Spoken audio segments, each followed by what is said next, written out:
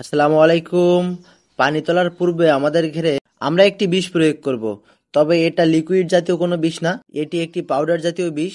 তবে এটার কার্যক্ষমতা হচ্ছে যে সকল মাছের গায়ে ব্লাড আছে ওই মাছগুলোকে মেরে ফেলতে সক্ষম।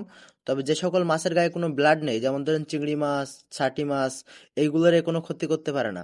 তবে যে সকল মাছের গায়ে ব্লাড আছে ওই মাছগুলো মেরে ফেলতে পারে। আর এখন আমরা এই বিষটা ঘিরে প্রয়োগ করতেছি, তার কারণ হচ্ছে আমরা কয়দিন বাদে যেহেতু ঘিরে পানি উঠিয়ে দেব, আমাদের ঘরে আগে থেকে যে পানিগুলো আছে ওই পানিতে ছোট ছোট মাছ, কিছু তেলাপিয়ার বাচ্চা, কিছু ট্যাংরা মাছের বাচ্চা, কিছু রাক্ষসী মাছের বাচ্চা, ওইগুলো এখানে রয়ে গেছে।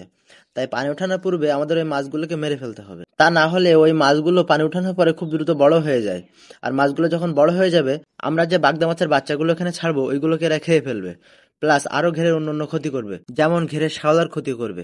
বাগদা মাছ চাষ করতে গেলে শ্যাওলা একটি গুরুত্বপূর্ণ বিষয়। শ্যাওলা যে ঘেরে না থাকে ওই ঘেরে বাগদা মাছ চাষ করা সম্ভব হয় না। এই ট্যাংরা এবং তেলাপিয়া মাছের ছোট ছোট বাচ্চাগুলো যদি আমরা এখন বিষ দিয়ে না মেরে ফেলি, তাহলে এরা খুব তাড়াতাড়ি বড় হয়ে ঘেরে যখন শ্যাওলা ছোট ছোট চারা বাহির হবে, এই মাছগুলো গিয়ে ওই চারাগুলো খেয়ে ফেলবে।